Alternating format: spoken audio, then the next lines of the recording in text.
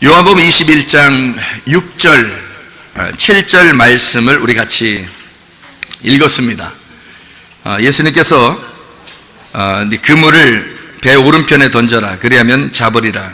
이에 던졌더니 물고기가 많아 그물을 들 수 없더라. 예수께서 사랑하시는 그 제자가 베드로에게 이르되 주님이시라 하니 시몬 베드로가 벗고 있다가 주님이라 하는 말을 듣고 겉옷을 두른 후에 바다로 뛰어내리더라. 이렇게 되어 있습니다.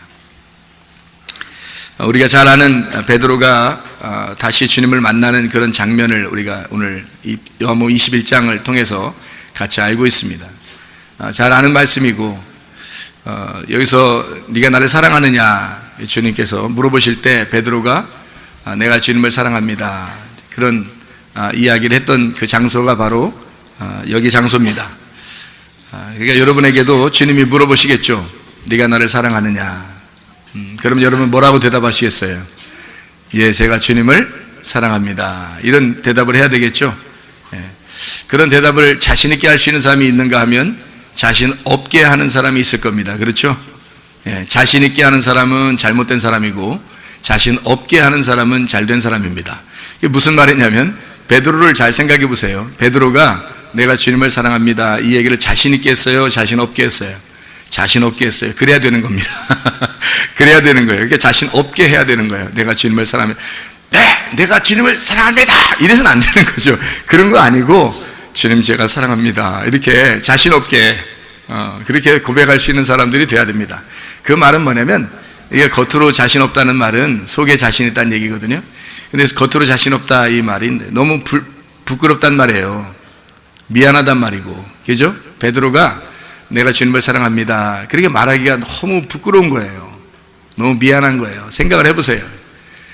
예수님이 베드로를 가장 그래도 측근에 두었는데, 가장 가까이 두었는데 내가 너를 얼마나 사랑하는지 네가 알 텐데, 그래서 베드로가 예수님 십자가 못 박혀 돌아가시지 말라고 막 애원하기도 하고, 그러다가 사탄도 됐다가 또 이제 예수님이 또 어쩔 수 없이 십자가 못 박혀 돌아가신다 그렇게 했을 때 베드로가 자기가 3번이나 또 부인하고 말해요. 3번 부인하고서 도망가죠. 그러니까 도망가다가 3번을 부인하고 3번 부인하고 또 도망가고, 그래서 도망갔던 이 베드로에게 닭이 2번 울음소리를 내면서 그때 이제 2번의 그 깨우침을 깨닫게 되죠. 그리고 바로 자기가 나 때문에 주님이 죽으셨구나 라는 것을 이제 알게 되는 놀라운 그 일이, 그가 경험을 했던 예수님을 알 수 있단 말이에요. 그렇게 경험을 하고 나서 그가 고기 잡으러 갑니다. 여러분 같으면 그게 가능한가? 예수님을 3번 부인하고 닭울음소리를 듣고 회개했어요. 마음이 돌아섰어요. 회심했습니다. 진짜 회심했겠죠. 얼마나 마음에 미안했겠어요, 하나님, 예수님께. 그렇게 하고 난 다음에 그가 다시 나 고기 잡으러 갈래, 이게 말이 잘 안 되죠. 말이 안 먹히죠. 여러분 같으면 그렇게 못하겠죠. 미안해서라도, 더 미안해서라도 고기 잡으러 갈 수 없겠죠. 근데 이 베드로는 고기 잡으러 갔단 말이에요. 그러니까 왜 갔을까? 여기 한번 우리 잘 생각해 봐요. 왜 베드로가 고기 잡으러 갔을까? 너무 미안하니까 고기 잡으러 갔더라? 왜, 어떻게? 왜 고기 잡으러 갔을까요? 그러니까 다시 주님 만나고 싶어서 그런 거예요. 다시 주님 만나고 싶어서. 무슨 말이냐면 내가 고기 잡으러 가노라, 그 말은 내가 고기 잡으러 갈 거야. 그러면 거기로 주님이 찾아오실 거야. 잘 생각해 보세요. 자기가 예수님이 부활하시고 난 다음에 어디 있는지도 몰라요. 예수님 부활하고 난 다음에는 우리가 찾을 수 없어요. 여러분이 교회 와서 예배 드리고 있지만 여러분이 예수님을 찾아보겠다고 막 애쓰면 그게 나의 열심이 되는 거죠. 자기 열심은 자기의 부를 드리는 거거든요. 하나님께 내 열심을 드리는 거란 말이에요. 여러분, 예배가 나의 열심을 드리는 거예요? 하나님의 열심으로 예배하는 거예요? 하나님의 열심으로 예배하는 거예요. 우리가 나의 열심으로 예배하는 것은 가짜입니다. 그게 다른 불이라고 그래요. 레위기서 10장에 보면 나답과 아비후라는 사람이 있어요. 그렇죠? 이 사람들이 다른 불을 드리다가 죽었죠. 그러니까 왜 하나님이 죽이셨을까? 이 사람들은 다른 불, 아래에서 드리는 불이란 말이에요. 아래에서 드리는 열심, 그건 하나님이 받아주지 않아요. 위에서 내려오는 불이 있어야 돼요. 여호와의 불이 임하셔야 합니다. 여호와의 불은 위에서 임하는데 이 여호와의 불이 임하면 사람을 갖다가 태워버리죠. 심판합니다. 그리고 또 하나는 구원을 줍니다. 그래서 심판과 구원이 동시에 일어나는 것이 여호와의 불이에요. 이것은 땅에서 올라오는 게 아니라 위에서 내려오는 불이에요. 그러니까 이게 땅에서 올라가는 불은 내 열심으로 드리는 거란 말이에요. 나답과 아비후가 자기 열심으로 드리려고 했던 그 예배 하나님 안 받아주신단 말입니다. 베드로처럼 이렇게 부끄럽게 여기고 자기를 이렇게 죄인이라고 여기고 하나님이 나를 찾아오셔야, 하나님의 불이 내게 떨어지셔야, 위에서 내게 말씀이 와야, 위에서 주님이 나를 만나러 오셔야 내가 만나지는 거지, 내가 하나님을 열심으로 만날 수 있는 것이 아니다라고 여겨진 사람, 이런 베드로 같은 사람이 하나님의 여호와의 불을 맞은 사람이죠. 하나님의 여호와의 불을 맞아야, 그래야 우리가 구원을 받든지 심판을 받든지 할 거 아닙니까? 다시 말하면 우리의 속에 껍데기는 심판받고 알곡은 이제 성령의 침례를 받아서 하늘나라에 올라갈 수 있는 그런 거죠. 그러니까 껍데기와 알곡이 같이 있다니까요. 우리 자신들은 껍데기고 예수님은 알곡이에요. 우리의 속에 예수님 살리고 우리는 죽어야 된단 말이에요.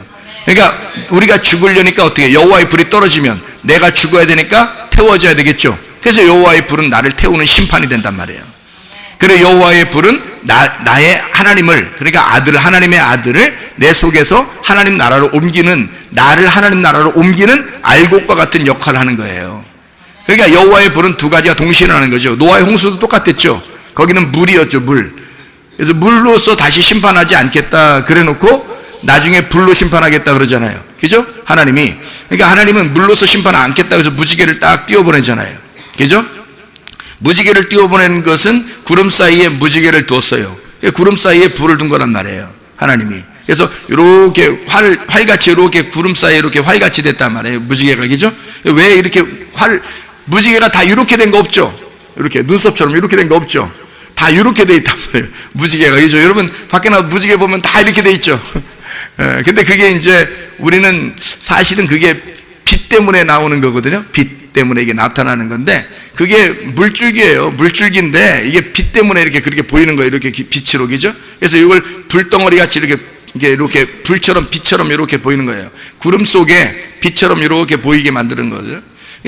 이게 무지개는 항상 다 이렇게 돼 있어요. 이렇게 안 돼 있고. 이 말은 이게 이 무지개라는 단어가 캐셔트라는 단어예요. 이게 무슨 단어냐면 활이라는 단어입니다. 활.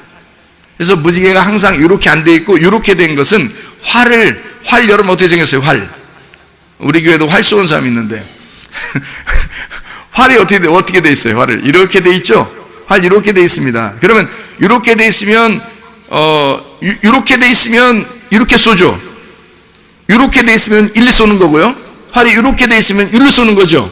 그럼 활이 이렇게 돼 있으면요, 위로 쏘는 겁니다.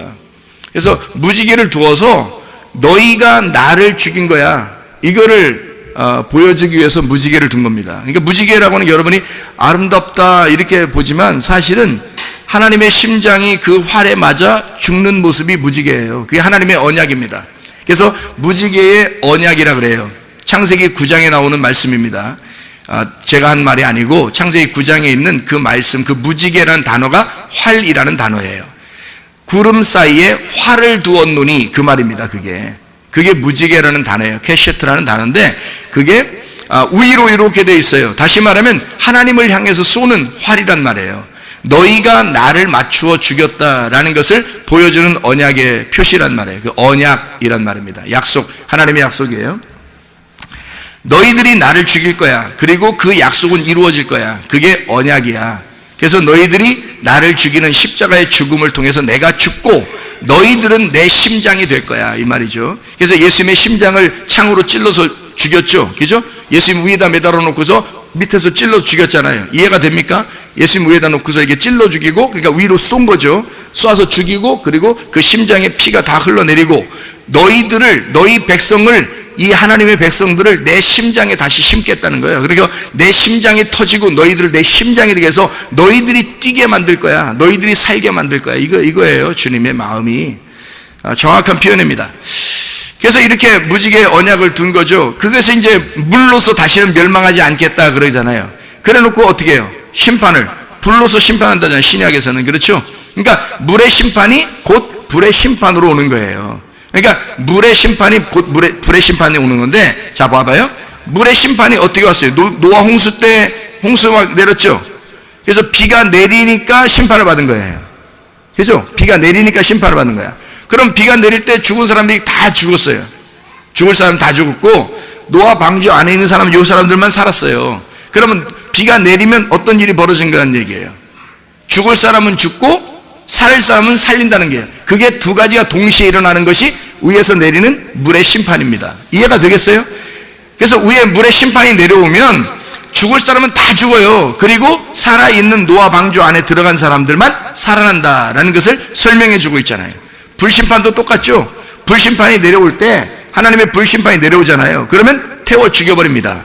그리고 태워 죽이면 또 나머지가 있어요. 그 살아남는 자가 있어요. 그게 알곡이라고 하는 겁니다, 여러분. 자, 그러면 우리 속에 껍데기가 있고 알곡이 있잖아요. 그럼 껍데기는 모아서 어떻게? 태워버리고 나오죠? 그게 그거예요. 하나님의 말씀이 오면, 하나님의 말씀이 떨어지면 나를 태워버리고, 뭐야, 내가 뭔데? 껍데기니까. 나라는 껍데기를 태워버리고 알곡이신 주님이 올라간다는 얘기예요. 그러면 예수님이 올라간다? 그럼 내가 없어져야 예수님이 돼서 올라가죠. 내 예수, 나 예수님 된대.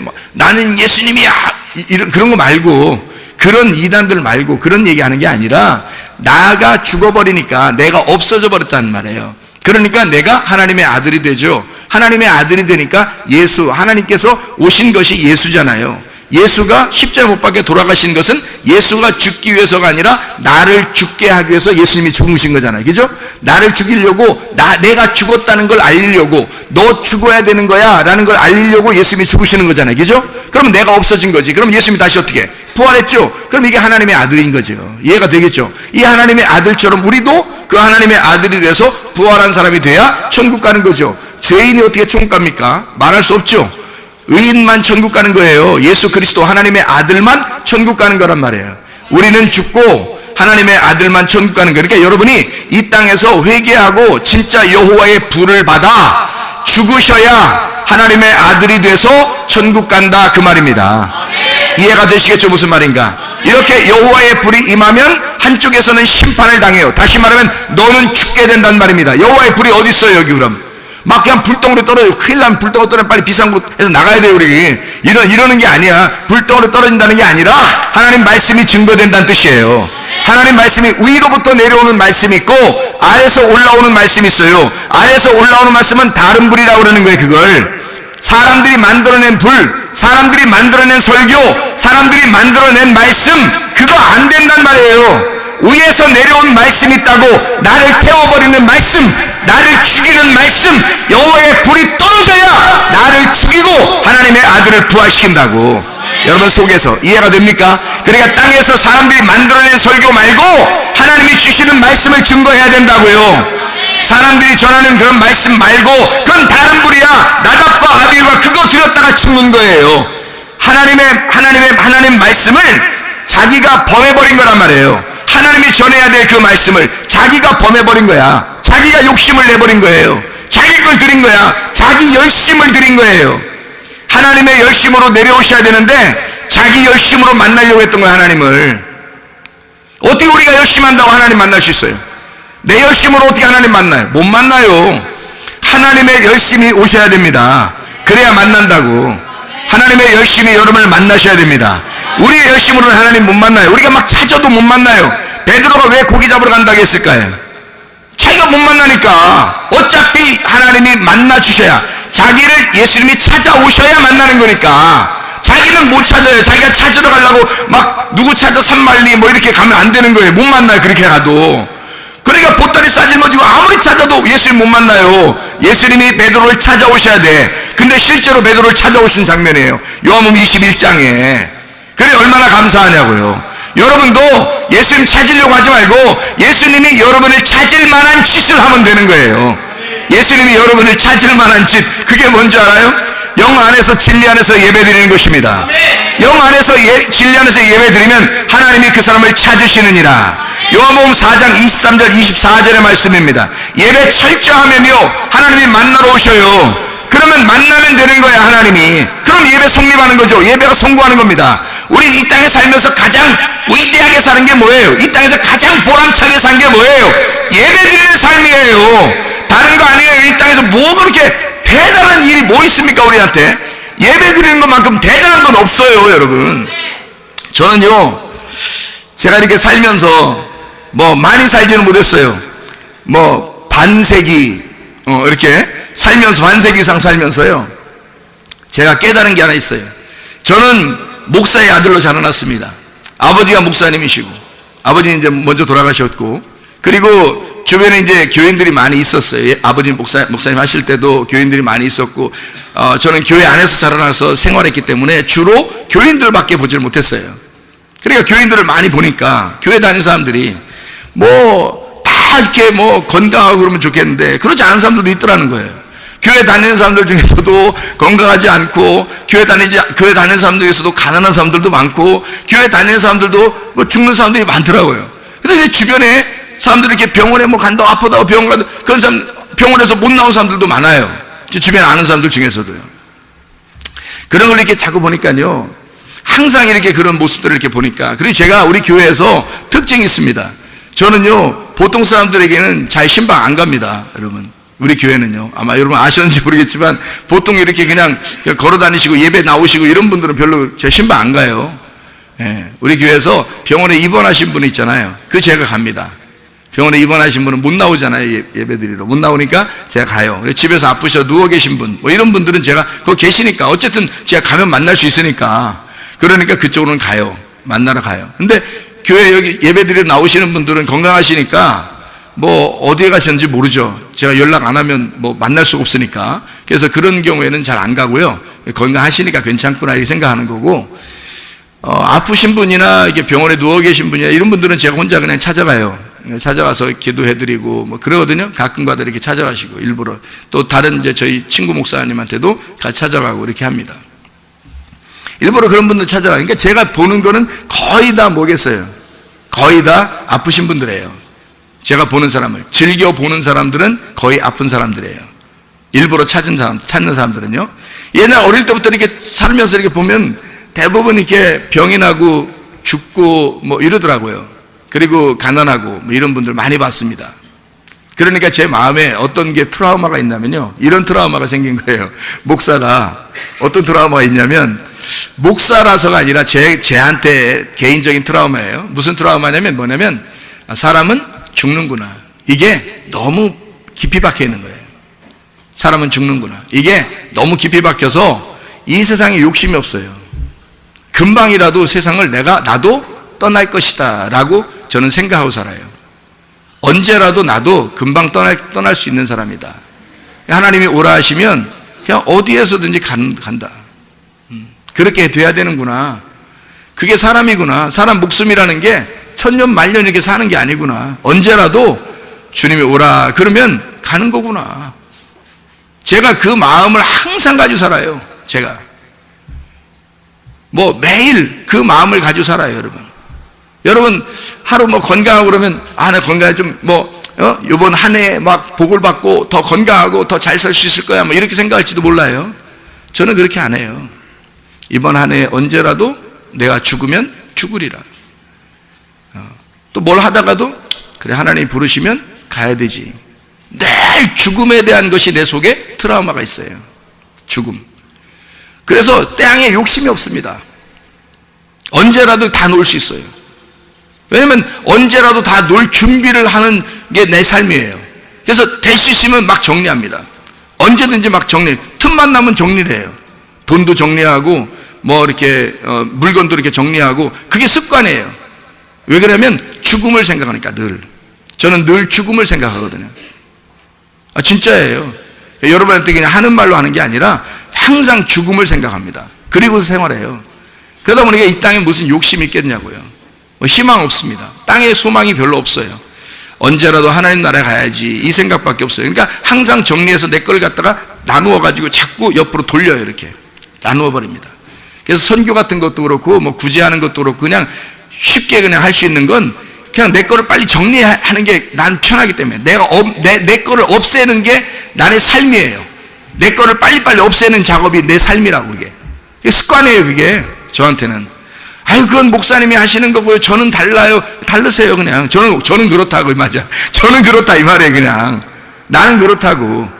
자, 그렇게 사니까요, 보세요. 언제든지 주님이 나를 만나러 오시면 나는 주님 만날 준비가 다 돼 있는 거예요. 항상 정리하니까. 생각을 해보세요. 근데 이 땅에 내가 욕심을 가지고 한번 살아보리라 하면 어떻게 되겠어요? 그러면 계속 욕심이 날 거 아니에요. 뭔가 살아보고 싶을 거 아니에요. 뭔가 이렇게 하여튼 욕심이 날 거 아니에요. 이 땅에 대해서. 그게 무슨 그리스도인이에요. 그리스도인은 그러면 안 되죠. 사람들이 다 이렇게 비난받고 그런 사람들이 왜 그러겠어요? 목사님들도 막 비난받고 막 그러대요. 보니까. 왜 그러겠어요? 욕심을 가지니까 그런 거예요. 욕심을 가지면. 그러니까 내 거가 다 없다라는 걸 빨리빨리 인식을 해야 되는데, 언제라도 내가 떠나면 내 거 아니에요, 다. 생각해 보세요. 나는 그런 사람 많이 봤어요. 저는 교회 생활했기 때문에. 장례식도 많이 참석하고, 장례식도 많이 하고, 그래서 많이 봤어요. 그러니까 언제라도 나만 떠나면 모든 걸 없어지는 거예요, 이 땅의 거는. 나만 없어지면요. 내가 살아있는 동안 다 있는 거지, 사람들도. 어떤 물건도 사람도 내가 살아있는 동안 있는 거지, 그렇지 않으면 없는 거거든요. 나만 없으면 다 없는 거예요. 그러니까 내가 어느 날 떠난다라고 생각하니까 막 빨리빨리 정리하고 싶은 거예요. 어떤 사람은 막 움켜쥐는 사람도 있다 하더라고요. 그런 거는 글쎄 그 하늘 소망 갖기에는 좀 불편한 사람들이에요. 차라리 정리하세요. 그럼 마음도 비우고 집도 좀 비우고 좀 가지고 있는 욕심도 좀 비우고 좀 비우며 사세요. 그거 세상 사람들도 그런 얘기 하대. 그렇죠? 그럼 우리 그리스도인은 더 그런 얘기 해야 되잖아요. 그리스도인들이 이 땅에 소망 없는 사람들이잖아요. 그럼 더 그런 얘기 해야 되잖아요. 근데 왜 그런 얘기 잘 안 해요? 그런 얘기 하면 또 별로 싫어하고. 왜 그래요? 더 막 가지려고 그러고, 예배 드리는 것도 더 축복받으려고 그러는 거야. 내가 기도하는 것도 더 축복받으려고 그러는 거야. 얼마나 받으려고 그러시는 거야 도대체 이 땅에서. 또 받으면 뭐 할게요? 다 놓고 가야 되는 걸. 이 세상의 물질의 복이라고 하는 게 에서의 복이라고 했잖아요. 에서의 복 많이 받아봐야 뭐 할게요? 다 놓고 가는 거. 야곱은요 별로 가진 게 없었어요. 아들 12명 남겨놓고 갔어요, 그냥. 근데 이 이스라엘을 갖다가 에서를 누가 사람들이 인정해 주는 사람 누가 있어요? 우리 교회 다니는 사람 중에서? 에서를 인정 안 해요. 야곱을 인정하지, 이스라엘을 인정하죠. 이 야곱의 축복입니다. 영적 축복이에요. 영적 축복 받았는가? 내가 영적 축복 받았나? 하나님을 만났나? 진짜 하나님을 언제라도 만날 자신 있는가? 그런 마음으로 사셔야지. 그렇잖아요. 언제든지 주님 만날 자신 있으십니까? 주님 만날 그 마음으로 흥분되어서 살고 있습니까? 그 기대에 가득 차 있습니까?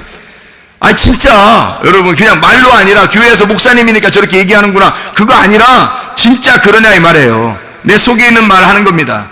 제가 그렇게 살아왔어요. 그리고 앞으로 그렇게 살아갈 것이고, 그래서 이 땅에 별로 마음이 없어요.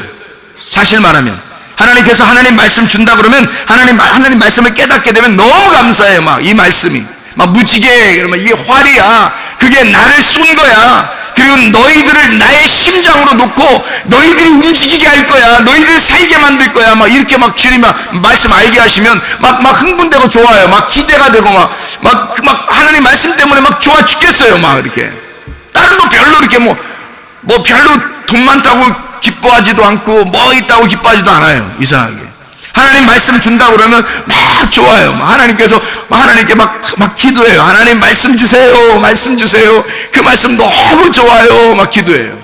다른 게 별로 기쁨이 없으니까 하나님 말씀을 줘야 기쁘니까. 나는 이 땅에 소망이 없으니까 언제라도 오라 하시면 가야 되니까. 나는 그런 사람 많이 봤으니까. 젊다고 늦게 가는 게 아니라, 늙었다고 일찍 가는 게 아니라, 젊다고 일찍 가는 사람도 많이 봤으니까. 사람의 생명은 하나님께 있습니다. 하나님이 주관하시는 거예요. 하나님이 여러분 살게 하시니까 사는 것입니다. 지금 하나님이 오라 하시면 누구도 거부할 수가 없어요. 그거를 우리가 인정하고 사는 사람이 그리스도인 아닙니까? 진짜 그리스도인답게 사셔야죠. 이 땅에서 내 거라고 생각하지 말고, 내 아내, 내 남편, 내 부모, 내 자녀 내 거라고 하지 말고, 내 욕심, 내 고집, 내 자존심, 내 돈 내 거라고 생각하지 말고, 내 지식 내 거라고 생각하지 말고, 하나님이 내게 허락하신 하나님의 사랑이다, 하나님이 내게 허락하신 하나님의 열심이다 라고 생각하고 하나님의 열심으로 살아가시길 바랍니다. 나의 열심으로 살아가면요, 그거는 열심히 하나님 만나려고 해도 하나님 못 만나요. 하나님의 열심으로 하나님이 나를 만나 주셔야 만나는 것입니다. 하나님이 나를 만나러 오셔야죠. 내가 하나님 어떻게 만나러 갑니까? 하나님이 나를 만나러 오시면 만나는 거예요. 하나님의 말씀으로 만나는 거죠. 그 여호와의 불이 떨어져야 된단 말이에요. 여호와의 불이 여러분 안에 떨어지면 여러분 속에 여러분의 껍데기를 태우는 불이 돼서 여러분 껍질을 태워버릴 심판이 오게 될 거란 말이에요. 말씀을 들으면 이상하게 가슴이 막 저리고, 말씀을 들으면 이상하게 가슴이 막 흥분되고, 이상하게 말씀을 들으면 자기가 막 죽을 것 같고, 말씀을 들으면 이상하게 이 땅에 소망이 없어져 버리고, 말씀을 들으면 하늘나라의 소망을 갖게 되고, 이상하게 예수 그리스도를 만나고 싶어지고, 이상하게 말씀을 알고 싶어지고 하는 그런 마음이 하나님 말씀 들을 때 여러분 가슴에 와야 합니다. 이게 여호와의 불이란 말이에요. 땅에서 사람들이 만들어낸 설교 아니고 하나님이 주시는 말씀, 그걸 받으셔야 된단 말입니다. 땅에 있는 말씀 말고 하늘의 말씀을 받으셔야 돼요. 이게 여호와의 불이란 말이에요. 여호와의 불이 반드시 오면 심판과 구원이 같이 오게 돼 있어요. 껍질을 태우게 돼 있고, 알고 온 모와 곳간에 드리는 하나님의 놀라운 역사 있게 된단 말입니다. 베드로 물고기 잡으러 갔어요. 왜 갔다고요? 주님 만나려고요. 주님이 자기를 만나러 오실 걸 알기 때문에. 자기가 도저히 만날 수 없으니까, 그 미안해서도 못 만나니까. 그러나 주님이 자기를 찾아오신다면 그래도 만날 수 있으니까, 주님이 자기를 찾아오신다면 자기 같은 하찮은 인생이, 그래도 주님이 날 찾아오신다면, 나 같은 것에게 찾아오신다면 내가 그래도 만날 수 있을 것 같으니까. 그래서 고기를 잡으러 간다 했던 거예요. 베드로 마음 아시겠습니까? 당당하게 주님, 내가 주님을 사랑하나이다, 이거 아니에요. 부끄럽고 미안하고 송구스럽고, 주님, 제가 주님을 사랑하는 거 주님이 아시지 않습니까? 그러잖아요. 네가 나를 사랑하느냐? 내가 주님을 사랑합니다. 그거 쉽게 주님 사랑합니다 이렇게 나왔겠냐고요. 주님, 제가 주님을 사랑합니다. 네가 나를 사랑하느냐? 한참 생각하면서 주님, 제가 사랑합니다. 네가 나를 사랑하느냐? 그러니까 베드로가 근심을 합니다. 괴롭습니다. 마음에 막 찢어질 것 같습니다. 주님, 제가 주님을 사랑하는 줄을 주님이 아시지 않습니까? 여러분 정말로 주님 사랑하십니까? 주님을 정말 사랑한다고 고백할 수 있습니까? 부끄럽지 않나요? 송구스럽지 않나요? 미안하지 않나요? 그러면 주님이 여러분 만나러 오실 겁니다. 이 말이 무슨 말인지 아시겠죠? 그게 베드로였단 말이에요. 그게 베드로였다고요. 우리가 막 사랑합니다 그러면 주님 만나실 것 같으죠? 그게 아니고 정말 부끄럽고 송구스럽습니다. 주님, 할 말이 없어요. 그러면 주님께서 만나러 오시는 거예요. 이해가 되시겠습니까? 무슨 말인가? 예. 그러니까 베드로가 얼마나 정직한 거예요. 베드로가 얼마나 정직한 거예요. 예수님이 여기 사랑한다고 물어볼 때요, 요한복음 21장에 네가 나를 사랑하느냐 할 때 거기 사랑하느냐가 아가페입니다. 아가페 아시죠? 아가페, 하나님의 사랑, 신의 사랑이에요. 인간의 사랑이 아니라 신의 사랑입니다. 그게 아가페 사랑이에요. 아가페로 네가 날 사랑하느냐 이렇게 물어본 거예요. 그런데 베드로가 뭐라고 대답하냐면, 제가요 필로합니다. 아가페 말고 필로합니다. 그렇게 사랑합니다. 인간의 사랑이에요. 친구들의 사랑이에요. 우정의 사랑이에요. 친구끼리 사랑하는 거, 그거 필로 사랑합니다. 필레오 사랑합니다. 그랬어요. 그러니까 예수님이 두 번째 또 물어봅니다. 네가 나를 아가페 하느냐? 그렇게 물어봐요. 네가 나를 신의 사랑, 내가 성경에서 말하는 그 신의 사랑, 하나님의 그 사랑으로 네가 사랑할 수 있느냐? 이렇게 물어본 거예요. 그때 베드로가 또 정직하게 이렇게 말합니다. 주님, 제가 필레오 합니다. 얘기를 했어요. 예수님께 세 번째 물어봅니다. 네가 나를 그럼 네가 필레오 하느냐라고 물어본 거예요. 그러니까 베드로가 세 번째 질문에서 필레오라고 하니까 근심하고 마음에 상처를 입고 마음이 무거운 거예요. 자기는 필레오로 대답했고 예수님은 아가페로 질문했단 말이에요. 근데 마지막에는 예수님이 네가 나를 필레오 하느냐 이렇게 물어본단 말이에요. 그러니까 베드로가 제가 주님을 필레오 하는 줄을 주님께서 아시지 않겠습니까? 이렇게 말해요. 베드로는 3번 다 필레오라고 얘기했어요. 왜 아가페라고 얘기 못했을까? 너무 미안해서 그랬을까요? 아니에요. 여기 이 부분은 미안해서가 아니에요. 잘 들어야 되니까 설교를. 베드로가 고기 잡으러 갈 때는 미안한 마음, 진짜 송구스러운 마음으로 갔단 말이에요. 그리고 주님을 사랑합니다. 이게 정말 송구스럽단 말이에요. 그런데 여기에서 사랑합니다, 필레오합니다 라는 말을 제가 설명을 해드려야 돼요. 그래야 여러분이 이해를 해요. 여기서 송구스러운데, 근데 그 송구스러운 거를 베드로가 그렇게 얘기를 했단 말이에요. 필레오라고. 이것은 굉장히 정직하고 곧은 진리의 말이란 말이에요. 왜 그러냐면 베드로는 거짓말하지 않기 위해서 아가페를 필레오로 얘기했다 이렇게 생각할 수도 있잖아요. 그렇죠? 그런데 그게 아니라 이런 말이에요. 아가페라고 하는 것과 필레오라는 것을 여러분이 잘 생각을 해봐야 돼요. 성경에는 아가페와 필레오가 나와요. 아가페와 필레오가 이 두 가지 사랑이 나오는데, 아가페는 하나님이 하시는 사랑이에요. 필레오는 사람이 하는 사랑입니다.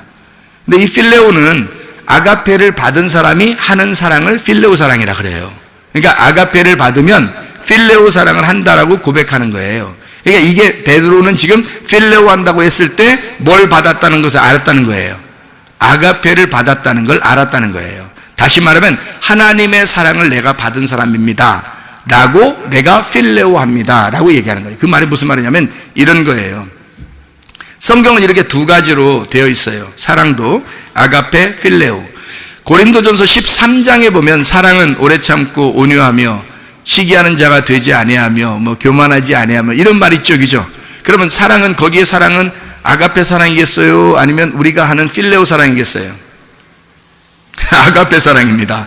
아가페 사랑. 거기는 하나님이 하시는 사랑이에요. 우리가 하는 사랑이 아니에요. 그러면 그 사랑을 어떤 사람만 가능할까요? 우리 오래 참지도 말고 그러면 우리 하지도 말할까 그럼? 그거 아니죠? 하긴 해야 되는데 어떻게 할 때 가능하다는 얘기예요. 하나님이 사랑하시는 그 사랑의 하나님이 우리 안에 들어오시면 가능한 거예요. 그러니까 하나님이 우리 안에 들어와서 하는 사랑, 그거를 고린도전서 13장 사랑은 오래 참고 라고 하시는 거예요. 그게 주님이 우리 때문에 오래 참으셨다 이런 말씀들이거든요. 그러니까 아가페 사랑이에요. 신랑과 신부도 사랑한다고 하는데 이게 남편은 아내를 사랑하고 아내는 남편을 존경하고 복종하라 그런 말이 있거든요. 그래서 성경의 말씀대로 남편은 아내를 어떻게 해야 돼요? 사랑해야 되겠죠. 아내는 남편을 어떻게 해야 돼요? 복종해야 되겠죠. 그러면은 아니 왜 남편과 아내가 복종하고 남편이 사랑하라고 그랬잖아요. 그럼 거기서 사랑하라는 말이 뭐라고 나왔겠어요? 아가페라고 나와요. 그러니까 하나님이 하는 사랑으로 사랑하라고 나와요. 그 말은 또 누가 하라는 얘기예요? 예수님이 하라는 얘기예요. 그러니까 신랑이신 예수님이 하라는 얘기예요. 신부인 교회에게. 그 말은 아내를 사랑할 때 제정신으로 하면 된다, 안 된다? 안 된다. 제정신으로는 사랑 못한다. 그 얘기를 하려고 하는 거예요. 에베소 5장에 나와 있는 말씀입니다. 제정신으로는 남자가 아내를 사랑 못해요, 여러분. 집에 가서 아내를 쳐다보세요. 제정신으로 사랑할 수 있겠나? 사랑 못해. 제정신으로 사랑 못합니다. 그러니까 주님의 사랑이 들어와야 주님의 눈으로 보고 사랑하라는 얘기예요. 그게 아가페 사랑입니다. 그러니까 성경에 있는 아가페 사랑은 다 하나님의 사랑을 얘기하는 거예요. 무슨 말인지 이해가 되죠? 그러니까 우리가 하는 게 아니란 말이에요. 복종은 근데 여자가 하는 거예요. 그 교회가 그리스도에 나는 신랑에게 복종하듯이 여자는 순종하라, 복종하라, 그렇게 항상 아래에 있어라 그런 말이거든요. 그게 항상 아래에 있어라. 그게 복종이라는 거거든요.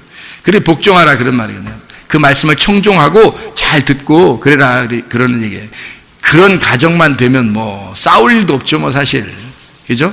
여자는 복종하고 남편은 사랑하고, 아이고 그런 가정이 뭐 최고의 가정이죠, 뭐 그리스도인의 가정, 그죠?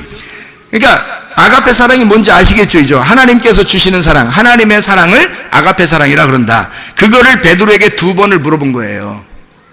그거 할 수 있느냐라고 물어본 거예요. 그러니까 베드로 당연히 못한다 그러죠. 이해가 됩니까? 당연히 나 그렇게 사랑 못합니다. 어떤 사랑한다는 거예요? 필레오 사랑합니다. 이렇게 얘기를 한 거죠. 그걸 3번씩이나 똑같이 필레오 사랑한다 했단 말이에요. 그러면 여러분 생각해 보세요. 아가페 사랑을 물어봤더니 필레오 사랑했다. 이게 무슨 말이냐면 아가페 사랑이 더 이렇게 막 고차원적이에요? 필레오 사랑이 고차원적이에요? 여러분, 아가페 사랑이 고차원적이에요? 필레오 사랑이 더 고차원적이에요? 예? 여러분이 생각할 때는 어떠냐고요? 어떤 사랑이 더 고차원적인 사랑이에요? 예? 필레오 사랑이 더 고차원적인 사랑이에요. 필레오 사랑이. 아가페 사랑이 계속 뭐 하나님 사랑이라면서 뭘 또 필레오 사랑이 또 갑자기 고차원적이라고 또 그래. 또 그렇게 얘기할 수 있잖아요. 성경에서 말하는 건 필레오라는 사랑이 있잖아요. 이 필레오라는 사랑은 아가페를 품고 있다고요. 아가페를 품고 있는 필레오 사랑이란 말이에요. 성경에서 말하는 필레오 사랑은. 그래서 필레오라는 말을 뭐라고 얘기하냐면 친구라고도 됩니다. 번역이 됩니다. 친구라고. 그래서 예수님이 우리를 갖다가 내가 너희를 친구라고 했다 이럴 때 필레오 사랑이라 이렇게 말한다. 그러니까 예수님이 우리를 부를 때 뭐라고 부르냐면 넌 나의 친구야 이렇게 부르잖아요. 우리는 그죠? 예수님이 우리를 친구라고 불렀다 했잖아요. 그러면 넌 나의 친구야가 아니라 예수님이 우리를 부를 때만 넌 나의 사랑이야 이렇게 부르는 거예요. 너는 나의 필레오야, 너는 나의 사랑이야 이렇게 부르는 거라고요. 그러면 이게 어떻게 하겠다는 거예요? 어떻게 하겠다는 거예요? 서로 사랑하자는 얘기야. 서로 너와 내가 같은 동등한 입장에 사랑하자는 얘기예요. 이게 그러니까 위 아래에서 사랑하는 게 아니라 옆에서 같이 서로 사랑하자는 얘기거든요. 이게 필레오 사랑이에요. 그러니까 남편과 아내의 사랑은 아가페를 품고 무슨 사랑을 해야 된다는, 남편과 아내가 둘 다 필레오 사랑을 한단 말이에요. 보세요. 필레오 사랑은 아가페를 가지고 있는 사람이 필레오 사랑하는 것이다. 그게 정상이라는 거예요. 그러니까 필레오 사랑을 예수님께서 이 땅에 내려오신 것이 아가페 사랑이에요. 그 아가페를 가지고 있는 그 주님이 우리를 친구라고 여기면 그게 필레오라고 하는 거란 말이에요. 그런데 이걸 정확하게 깨달은 사람이 누구냐면 베드로였던 겁니다. 이해가 되겠어요? 베드로라는 사람이 이걸 깨달은 거예요. 예수님이 죽기 전까지는 몰랐어요. 이걸. 예수님 죽기 전까지는 적어도. 근데 예수님이 죽을 때 닭 울음소리를 듣고 그걸 깨달은 거야. 저분이 왜 우리를 친구라고 여겼는지, 왜 저분이 나를 위해서 죽으셨는지를 깨달은 거예요. 베드로가. 그걸 깨닫고 예수님을 가슴에 품은 거야. 예수님과 하나가 된 거야. 그 예수님의 마음하고 하나가 된 거야. 그러니까 자기는 이제 뭘 알았다는 얘기야. 예수님이 너 아가페 아느냐라고 물어봤을 때 이 베드로는 지금 뭘 얘기하는 거예요? 베드로가 내가 당신을 필레오합니다 라고 얘기하는 거예요. 그 말은 뭐예요? 당신의 아가페를 깨달았습니다 그 말이에요. 내가 드디어 당신의 아가페를 내가 깨달았습니다. 내 속에서 당신을 내 진정으로 사랑합니다 이 말이에요. 내 속에서 내가 당신을 사랑합니다. 이제 알았어요 그 말이에요. 사랑하면요 아는 겁니다 여러분. 모르면 사랑하지 않는 거예요. 여러분 하나님 사랑한다고요? 하나님 모르면 사랑하는 거 아니에요. 하나님이 우리를 사랑한다고요? 하나님이 우리를 아시니까 사랑한다고 하는 거예요. 근데 여러분이 하나님을 모르면 하나님을 사랑하는 게 아닙니다. 그러니까 하나님을 아는 것이 영생이라 그러는 거죠. 요한복음 17장 3절 말씀에 너희가 유일하신 하나님과 그 아들 예수 그리스도를 아는 것이 영생이라. 하나님을 모르면 하나님을 사랑하는 게 아니란 말이에요. 여러분 하나님을 알려고 얼마나 했습니까? 여러분이 그 하나님을 알려고 얼마나 그 하나님 앞에 얼굴을 이렇게 보였습니까? 혹시 하나님에게 등을 돌려고 하나님을 떠나가 본 적은 없습니까? 하나님 내가 하나님을 알고 싶어요. 내가 하나님을 알고 어떻게 아는 거예요 도대체? 말씀입니다. 하나님 말씀 알려고 여러분이 어떻게 했냐 이 말이에요. 하나님을 알고 싶어서 당신을 아는 것이 내가 사랑이에요. 베드로는 이제 알았어요. 예수가 얼마나 자기를 사랑했는지, 예수가 인류를 위해서 어떻게 왜 죽었는지 그걸 깨달았어요. 자기가 3번씩이나 부인하고 도망갔던 베드로가 바닷가에 가서 주님을 기다리는 거예요. 고기 잡으면서 주님 만나면 뭐라고 할까? 주님 만나면 뭐라고 할까? 주님 만났어요. 만났는데 이 사람이요 옷을 막 그냥 입더니 뛰어내려 버려요. 그게 200규빗 정도 된다고 그랬거든요. 배로 50칸 정도 되니까 약 200규빗 정도 돼요. 200규빗이면은 어느 정도 거리냐면요 한 150m, 150m, 200m 가까이 되는 거거든요. 그게 여러분 바닷가에 가서 200m 안쪽으로 들어가서 200m 안쪽에서 뛰어내려 가지고 수영해서 나와보세요. 100m 달리기 해보셨죠? 100m 달리기. 그리고 200m에서 예를 들어서 거기서 뛰어내려서 바다 속에서 떠내려서 막 와보세요. 수영하면서 쉽겠어요? 죽는 겁니다. 자기를 뛰어내리는 거예요. 자기를 던져버리는 거야. 주님 보라고, 주님 보라고, 나는 당신 안에서 죽은 자입니다.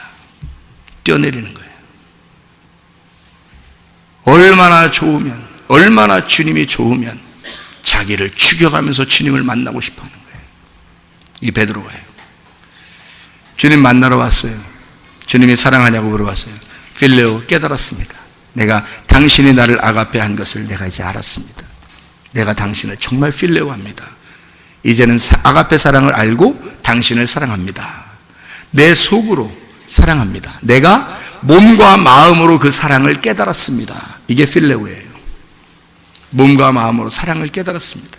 그게 필레오예요. 아가페는 우리는 사랑을 몰라요. 우리는 사랑을 모르는데 하나님이 그냥 무조건 사랑한 거야.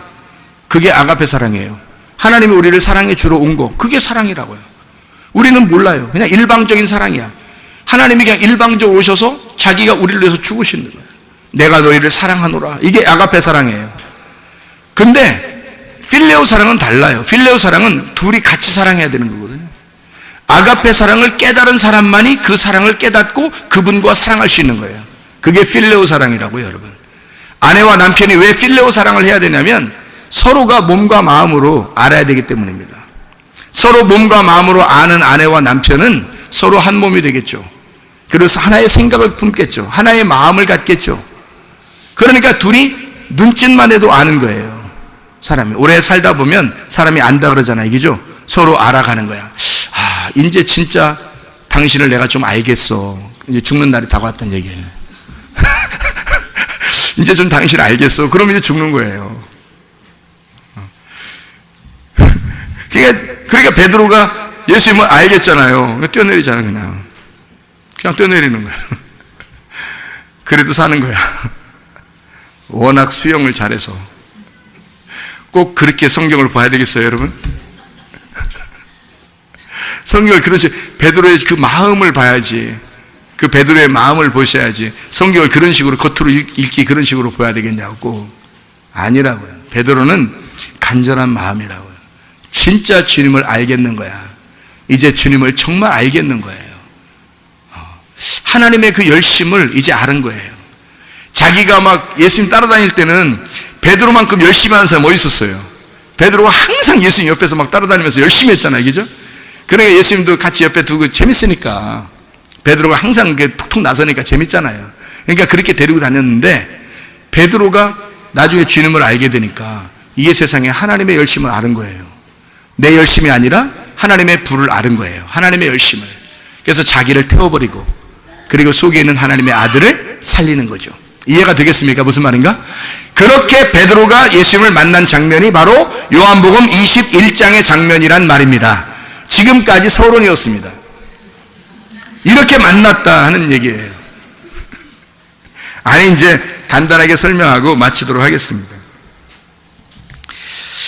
나의 열심으로 하나님 만나느냐, 아니면 하나님의 열심으로 하나님이 우리를 만나 주실 것이냐, 뭘로 하나님이 우리를 만날 거냐, 이것은 나의 열심으로, 분명한 것은 나의 열심으로 하나님 만날 수가 없다. 하나님의 열심이 되셔야 우리를 만나신다. 그래야 예배가 성립하는 것이다 라고 하는 것을 분명히 깨달으길 바랍니다. 그래야 복음이 오는 거예요. 내가 열심으로 하나님을 만나려고 하면 그 열심, 율법이 된단 말이에요. 율법은 하나님 만나지 못해요. 은혜가 되셔야, 은혜로 오셔야 만나는 겁니다. 하나님의 은혜가 우리 교회에, 여러분의 가정에 하나에 충만하시기를 바랍니다. 그래야 여러분을 하나님께서 만나시고 예배가 성립되는 거예요. 우리 솔직히 말해서 다 도찐개찐이에요. 죄인 다 도찐개찐이에요. 이런 사람 뭐 어떤, 나는 큰 죄인이야, 하나님 뭐 어떻게 똑같아요. 다 그놈이 그놈이고 그 여자가 그 여자예요. 다 주님이 만나시는 겁니다. 주님 만나 주셔야 그 사람이 천국 가는 거예요. 은혜로 만나 주셔야 돼요. 그래서 너희가 그 은혜로 인하여 믿음으로 말미암아 구원 얻었나니 이것이 너희에게서 난 것이 아니요 하나님의 선물이라. 행위에서 난 것이 아니니 누구든지 자랑하지 못하게 하려 함이니라. 에베소 2장 8, 9절의 말씀입니다.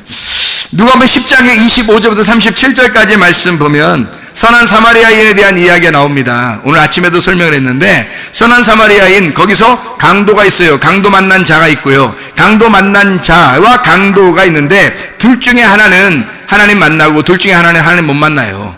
선한 사마리아인이 있어요. 그리고 제사장들과 레위인이 있습니다. 누가 하나님의 편에 있을까? 선한 사마리아인입니다. 그럼 우리가 우리 착한 일 많이 하고 돌아다니자 이런 의미겠냐고요. 거기가 그런 의미가 아니라고요. 거기서 강도 만난 자가 되셔야 된단 말이에요.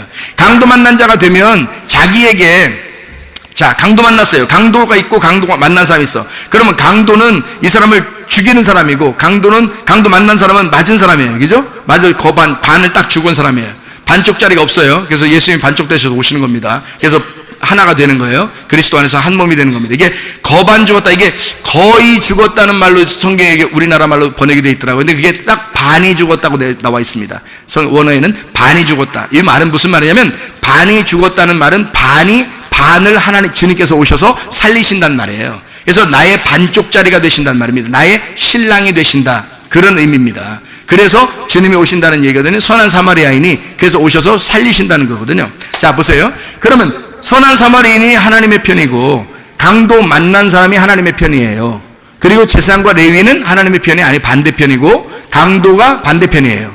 그럼 이 사람들은 뭐예요? 강도는 왜 강도야? 그리고 제사장과 레위인은 왜 그걸 피해갔어요? 자기들이 가지고 있는 열심이, 하나님을 만나러 가는 열심이 옳았다고 생각한 거예요. 자기들이 예배하는 그 모습이 옳았다고 생각하는 거예요. 그래서 이런 것들은 만지면 안 되지 하고 지나가는 거예요. 그리고 이거 너 아주 형편없는 놈이야 하고서 막 후드러 패버렸습니다. 그래서 그 가지고 있는 걸 다 뺏어버렸어요. 그게 강도죠. 그렇게 절도며 강도가 된 이 사람들이 지나가 버립니다. 이 말은 무슨 말이냐면 그 사람들은 자기 열심히 자기가 이렇게 하면 하나님을 만날 수 있을 거야 라고 생각한 사람들이란 말이에요. 이해가 되겠습니까? 그러면 강도 만난 사람은요, 자기가 이제 하나님 만날 힘이 없는 거예요. 반 죽었으니 어떻게 하나님 만나요? 자기의 열심으로 하나님 만날 수 있는 사람이 아니란 말입니다. 그런 사람이 성경에 또 나오죠. 사마리아 여자, 자기 열심으로는 하나님 못 만난다고 생각했던 여자. 삭개오, 자기 열심으로는 하나님 못 만난다고 생각했던 남자. 그런데 예수님이 나타나시잖아요. 사마리아 여자한테 나타나서 사마리아 여자를 구원하죠. 그리고 삭개오한테 가가지고 예수님이 구원받았다 이렇게 말하잖아요. 그러니까 자기 힘으로 안 되는 사람을 구원하러 오시는 분이 예수님이란 말이에요. 자, 내가 죄인입니다. 내가 잃어버린 사람입니다. 나는 아무것도 할 수 없어요. 나의 열심으로는 하나님 앞에 나아갈 수 없습니다 라고 하는 사람을 주님이 찾아오시는 장면이에요. 그러니까 강도 만난 사람 똑같은 거죠. 그죠? 강도 만난 사람은 자기가 옳다고 여기지 않는 거예요. 내가 죄인이니까 내 열심으로는 하나님 앞에 갈 수 있는 게 없어요. 그런 사람이 주님이 만나러 오시죠. 베드로가 그랬단 말이에요. 아니 3번 부인하고 도망갔는데 생각해 보세요. 도망가고 나서 제자들이 함께 모였을 때 베드로도 거기 있었단 말이에요. 베드로도 예수님이 찾아왔어요. 집에 있을 때 찾아왔다고요. 찾아와서 제자들한테 예수님이 나타나가지고 뭐 이것도 먹어라 저것도 먹어라 이렇게 하면서 같이 먹고 막 이랬잖아요. 그때 베드로가 옛날 같으면 뭐라도 얘기했을 거예요. 그죠? 근데 거기서 한마디 안 하잖아요. 베드로가 분명히 여기 있었는데 베드로가 근데 한마디도 안 해요. 베드로가 어땠단 얘기예요? 사람이 바뀌었단 얘기야. 완전히 죽었단 얘기예요. 자기가 자기 열심이 다 사라졌단 얘기야. 그렇죠? 그걸 주님이 아셔요. 왜? 네가 나한테 말을 했어도 몇백 번은 더 말했을 건데 오늘 같으면 근데 네가 말 안 하는 걸 보니 죽긴 죽었다. 너의 믿음을 보니 내가 너를 다시 만나야 되겠구나. 주님이 아시는 거죠. 베드로가 고기 잡으러 갔어요. 그건 주님 만나러 간 것이죠. 주님께서 만나러 가셨습니다. 만나는 겁니다. 자, 이제 이 장면만 설명하고 마치도록 할게요. 생각해 보세요. 요한복음 21장 6절 7절 말씀. 왜 21장 6절 7절의 말씀을 읽었느냐면 이런 겁니다. 물론 그물을 배 오른편에 던지라 했을 때 오른편, 왼편과 오른편이 반대예요. 우리는 오른편에 있는 사람들입니다. 왼편에 있는 사람들이 아니고 오른편에 있어야 하나님 나라 갑니다. 오른편 강도가 하나님 나라의 낙원에 들어가는 거고 왼편 강도는 죽는 겁니다. 그리고 왼편에는 염소가 있는 거고 성경의 규칙이에요. 왼편에는 염소가 있는 거고 오른편에는 양이 있는 거예요. 왼편에는 껍질이 있는 거고 오른편에는 알곡이 있는 겁니다. 성경의 규칙이에요. 그래서 왼편에는 거룩하지 않고 오른편에 거룩한 것이 있는 거예요. 그래서 오른편 그러면 옳은 그른 편이 아니고 오른편이라 이 말이야. 오른편. 그렇게 생각하면 딱 맞아요. 오른편 그러면 오른편이다 이 말이야. 그래서 옳다 할 때 그게 옳은이란 말이에요. 옳은. 그러니까 오른편 하면 옳은. 그러니까 금을 배 오른편에 던져라 이렇게 말해요. 그러면 오른편에 던지니까 거기서 물고기가 잡히는 거죠. 누구를 말하는 거예요? 이 세상에서 이방의 그리스도인들을 낚을 것이다. 사람 낚는 어부가 될 것이다. 이 말이죠. 그러면 사람 낚으니까 물고기를 잡는 것을 지금 뭘로 표현한 거예요? 사람을 낚는 어부가 되는 그리스도인들이 배에 옮겨지는 것으로 설명하려고 한 것이죠. 오른편. 자, 그럼 보세요. 여기서 그물을 던진 이 장면을 여러분이 한번 보시라고요. 어떤 장면인가? 베드로의 마음 속에는 지금 베드로가 예수님 만나는 이 장면에서 여기에서 베드로를 예수님이 만나는 그 장면에서 베드로의 마음에는 지금 뭐가 있어요? 베드로의 마음에는 막 괴롭지 않겠어요? 예수님 만날 때 괴롭지 않겠냐고요. 여러분 어떤 사람에게 하나님의 위로가 있을까요? 마태복음 5장에 보면 어떤 사람에게 천국이 저희 것이라 그런 말이 있고 심령이 가난한 자에게 천국 저희 것이다 그러죠. 어떤 사람에게 위로 준다 그래요? 애통하는 사람에게 위로 준다 그래요. 그러면 베드로 안에 뭐가 있었다는 얘기예요? 애통이 있었다는 거예요. 그러니까 하나님 주님께서 일부러 찾아오시잖아요. 왜? 위로해 줘야 되니까. 베드로 속에 애통이 있으니까. 여러분 속에 애통이 있으면 주님이 찾아오십니다. 그 사람이 어떤 애통인 거예요? 지금 베드로 속에는 지금 애통이 있어요. 무슨 애통이에요? 예수를 죽였다고 하는 그 애통, 예수를 팔아버렸다는 그 애통, 예수를 3번이나 부인했다는 그 애통, 그것이 자기의 속에 있다고요. 자기를 위해서 죽으신 그 예수를 생각하는 애통, 예수를 만나고 싶은 그 애통, 이게 있었다고요. 자기의 속에, 내 속에 애통이 있는가? 베드로처럼 진짜 애통이 있는가? 그러면 이 속에 애통이 있으면 이 속에 내 안에 애통이 숨어 있는 거잖아요. 그죠? 베드로 안에 지금 애통이 숨어 있는 거라고요. 그러면 누구 만나야 이게 나와요? 예수님 만나면 이 애통이 나오는 거라고. 예수님 만나면 이 속에 숨어 있다고. 예수님 못 만나면 계속 이 애통이 숨어 있다고요. 근데 예수님 만나는 순간 이 애통이 속에서 나와버린다고. 여러분 속에 이런 애통이 없으면 하나님 못 만납니다. 그래서 애통을 얘기하는 거예요. 제가 지금 베드로같이 이런 애통이 없으면 주님 만날 수가 없어요. 주님을 만나고 싶어하는 그 애통이 베드로에게 있었던 것처럼 여러분과 제 안에도 이 애통이 숨어 있어야 된다고요. 이 애통이 숨어 있는데 이 속에는 숨어 있는 애통을 끌어내야 돼. 속에서. 근데 이게 끌려나오질 않아. 왜? 애통하고 싶지 않으니까. 사람들이 애통하고 싶은 마음이 없으니까 교회 와서 설교 한번 듣고 예배 드리면 땡이라고 생각하니까 속에 있는 애통을 끌어내고 싶은 생각이 없단 말이에요. 여러분 생각해봐요. 내 속에 애통을 끌어내. 그러면 주님 만나는 거라고요. 왜? 그 애통 속에 위로가 있으니까. 그 애통 속에는 위로가 있으니까. 여러분 부활이라는 거 아시죠? 예수님 부활했어요. 그러면 예수님 부활했다 그러면 그냥 막 부활한 거예요? 아니면 죽음을 거치고서 부활한 거예요? 죽음을 거치고 부활하잖아요. 그러면 생각해 보시라고. 그러면 부활이 어디 있었던 거예요? 부활이 어디 있는 거야 그러니까? 죽음 안에 있는 거지. 죽음 안에 가두어져 있는데 죽음이 이걸 딱 가둬놓고 있었다고. 근데 이 부활이라는 게 죽음을 깨뜨리고 나오는 거란 말이에요. 이해가 돼요? 그러니까 이 부활이라는 게 죽음 안에 감추어져 있는데 부활이 이걸 죽음을 깨뜨리면 나오는 거라고. 그러니까 이 부활을 감춰놓고 살겠냐? 부활을 끄집어내겠냐 이 말이에요. 우리 속에서. 이 속에 애통함 속에 있는 그리스도를 우리가 그 부활하신 주님을 만나야 되는데 애통이라는 것을 경험하지 못하고 죽음이라는 걸 깨닫지 못하고 그 부활의 예수님 만나겠냐 이 말이에요. 여러분 못 만난다고요. 그냥 부활하신 예수님 못 만난다고요. 죽음을 경험하고 그 안에 계신 부활의 주님을 만나야 된다고요. 이해가 되겠습니까? 부활이 깨져 나오도록 만드셔야 된다고요. 그래야 부활의 주님을 만나는 겁니다. 다시 말하면 이런 거죠. 옛사람이 있어요. 옛사람. 이 옛사람이 난데 내 속에 그리스도가 있다고요. 그러면 내 속에 속사람이 있다고요. 근데 내가 가둬놓고 있어. 내가 다 지배 통치하고 내가 왕이 되는 거야. 이건 완전 내 종이야. 그래서 가둬놓고 옛사람대로 내가 살아. 그럼 어떻게 돼요? 성경에서는 옛사람 어떻게 하라고 그래? 옛사람을 죽이고 새 사람으로 살아라 그러죠. 그러면 속에는 새 사람이 나오려면 내 옛사람이 깨져야 나오는 거지. 껍질이 깨져야 속에는 알맹이가 나올 거 아닙니까? 무슨 말인지 알겠어요? 겉사람이라고 하는 내가 깨져야 속의 사람이 나오죠. 그러면 속에는 그리스도가, 네 속에는 말씀이 나오도록 해라. 네 육체가 깨져야 말씀이 나오는 것이라는 말이죠. 무슨 말인지 알겠습니까?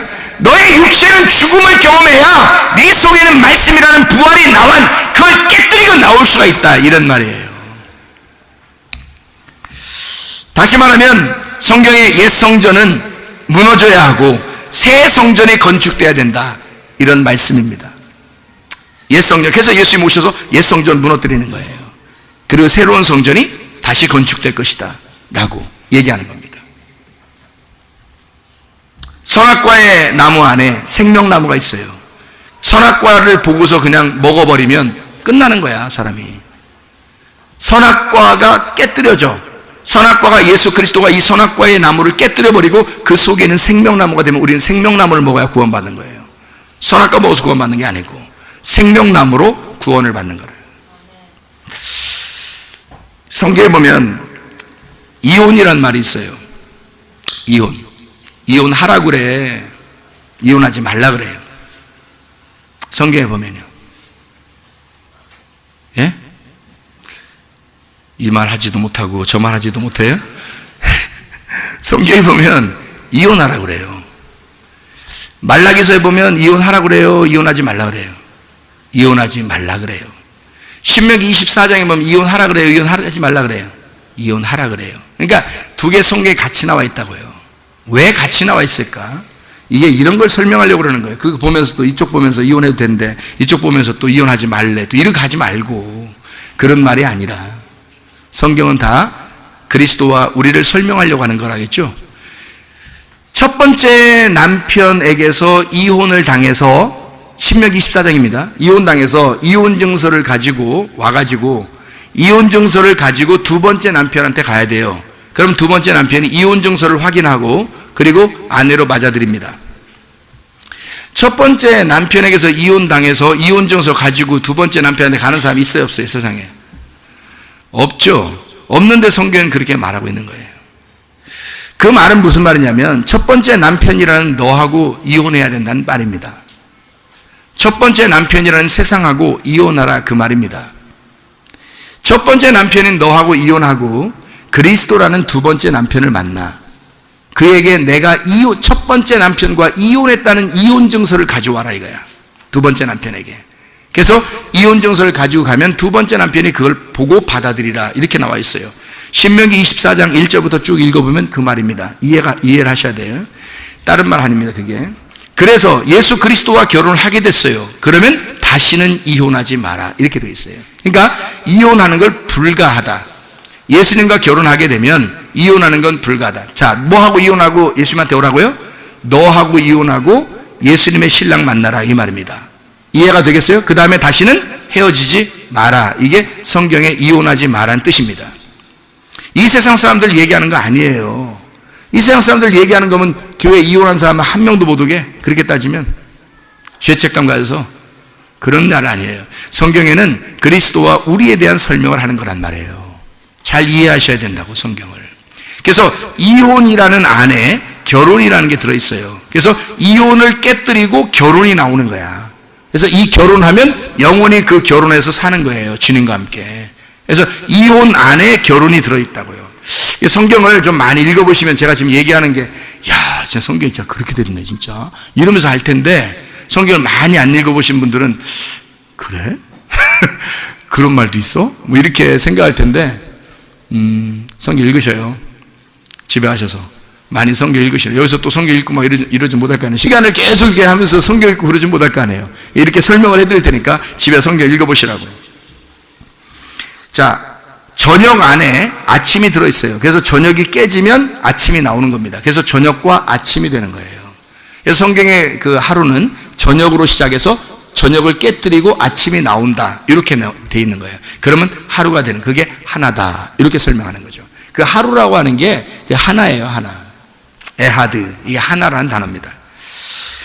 우리의 육신 안에 영이 있습니다. 그러니까 진짜는 우리의 영이 진짜지 육신이 진짜가 아니에요. 겉모습 가지고 뭐 이쁘네, 뭐 날씬하네, 뭐 잘났네, 이렇게 하면 안 됩니다. 그것은 진짜 저속한 거예요. 우리의 속에 있는 영을 바라봐야 돼. 그 사람 영이 정말 아름다운가, 영이 깨끗한가, 영이 거룩한가, 그걸 봐야 돼요. 그 하나님의 말씀을 소유하고 있는가, 그것을 봐야 되겠죠. 육 안에 영이 들어있다. 이게 성경의 원리를 제가 설명해 드리는 거니까 잘 들어보시면 알겠습니다. 고아나 과부나 나그네, 어린애가 있어요. 그 안에 예수님이 있습니다.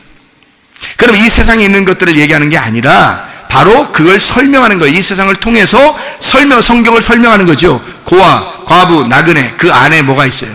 예수님이 계시단 말이에요. 그러면 무슨 말이냐면, 고아 안에는 하나님 아버지가 계시고, 과부 안에는 신랑 되신 예수님이 계시고, 나그네 안에는 하나님의 집이라는 예수님이 계시단 말이에요. 그게 예수님이 그 안에 거하신다. 다시 말하면 천국이 그 안에 있다. 그래서 어린 애들에게는 천국이 있다, 이렇게 말하잖아요.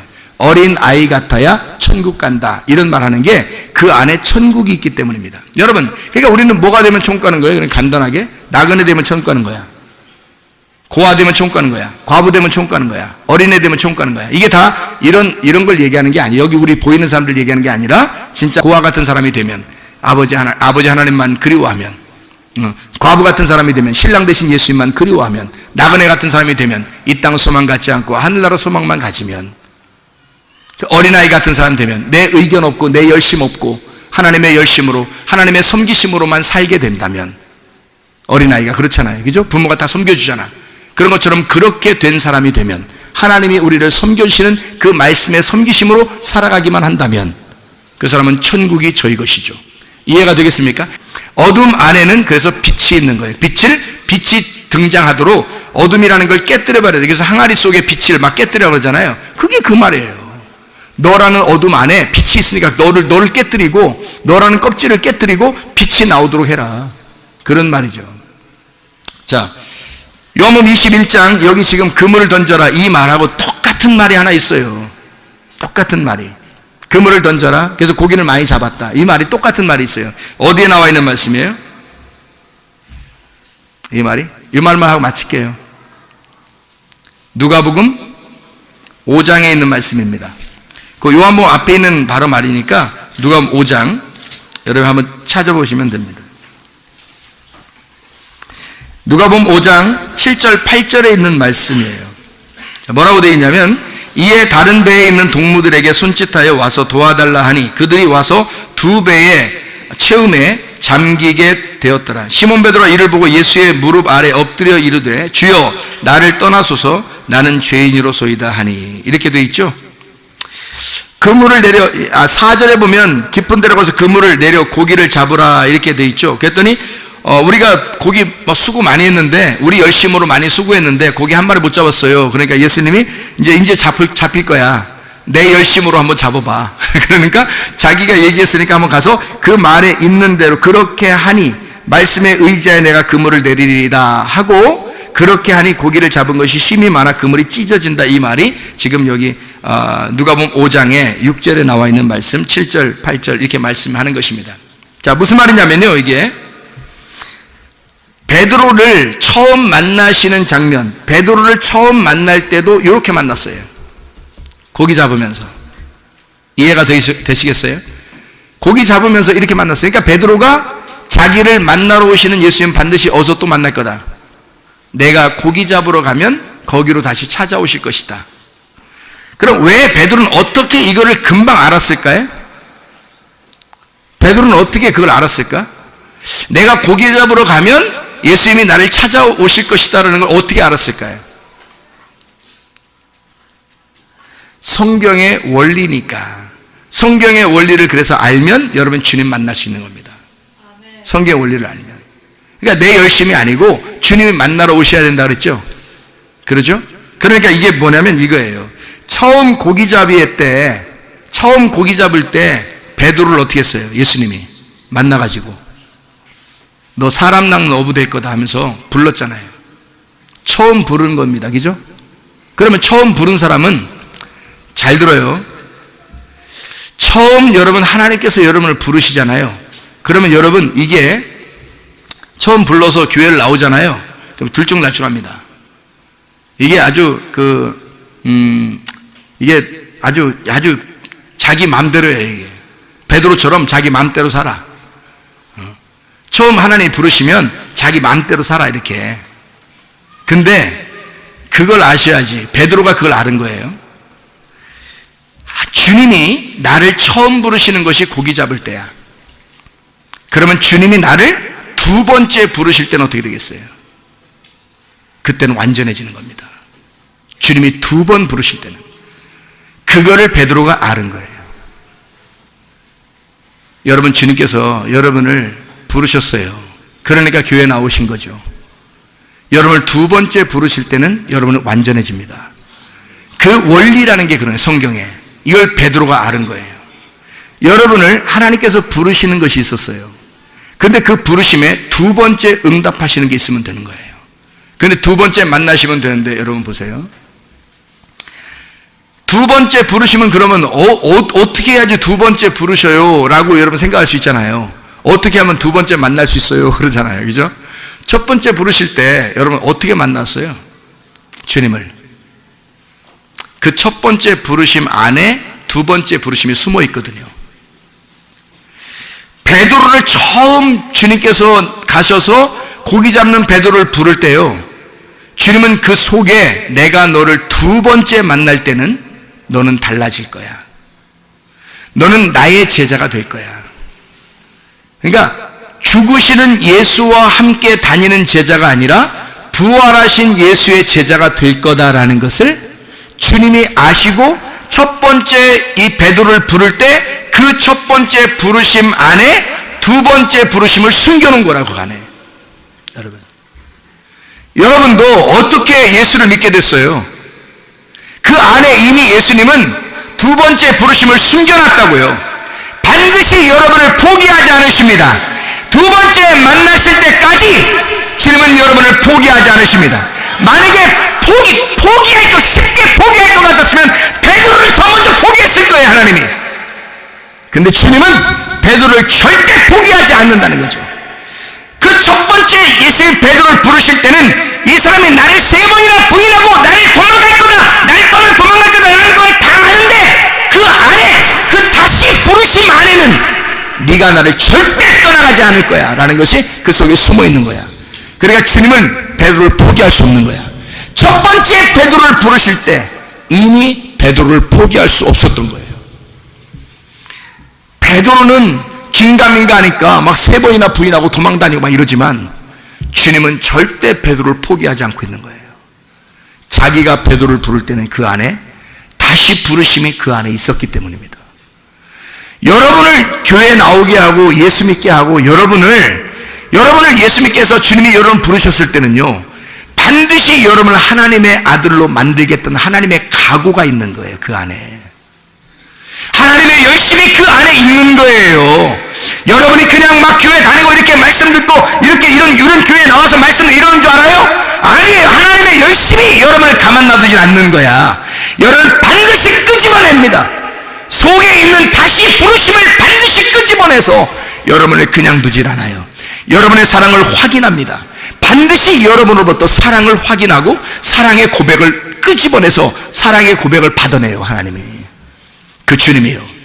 베드로에게 너나 사랑하냐? 반드시 그 사랑을 확인합니다. 그 사랑을 끄집어내요. 네가 나를 사랑하느냐? 진짜 나를 믿느냐? 내가 너를 처음 불렀을 때 그 안에 너의 지금의 모습이 들어있었다. 내가 너를 처음 부를 때 그 안에 이미 그 안에 네 지금의 모습이 들어있었다. 여러분의 나중 모습은 어떤 모습인가요? 여러분을 다시 부르시는 그 주님의 마음, 그 주님 첫 번째 여러분을 부르실 때에 그 여러분의 나중의 형편, 나중에 완성된 하나님의 그 완벽한 부르심이 어떠한 모습일까? 그냥 대충 이렇게 교회 다니는 모습일까? 아니면 어떤 모습이 숨어 있을까?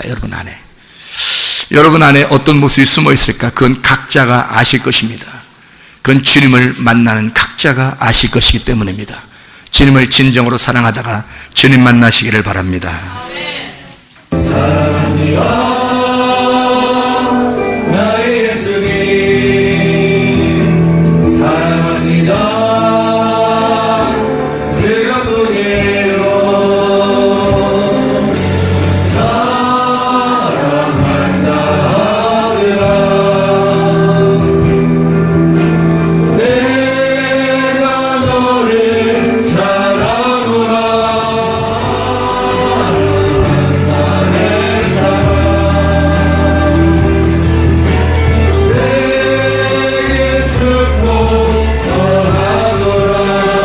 주님은 우리를 포기하지 않길 원하십니다.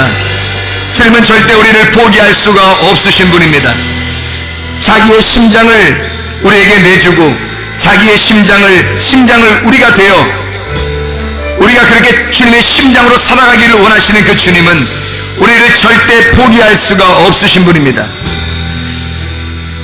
우리를 처음 부르셨을 때 우리의 다시 부르심을 그 안에 감추어 놓고 우리를 다시 부르실 때 완벽하게 우리 하나님을 따라가시는 주의 하나님의 아들이 되기를 소원하시는 우리 주님이 여러분을 부르십니다. 주님을 정말 사랑하냐고, 네가 나를 사랑하느냐? 나는 너를 그렇게 사랑하는데 너는 나를 사랑하는가? 우리 한번 가슴에 손대고 주님께 사랑 한번 고백해 보겠습니다. 우리 주님을 정말 사랑하는가? 진실로 나는 주님을 사랑하며 살고 있는가? 나는 그 주님 하나를 만족하며 살고 있는가? 나는 그 주님 하나로 살아갈 수 있는 사람인가? 다시 부르실 그 주님, 그 안에서 나는 그 주님이 다시 부르실 때에 나는 그렇게 사랑한다고, 내가 주님을 이제 알겠다고 그렇게 고백할 수 있는 사람인가? 우리 한번 주여 세 번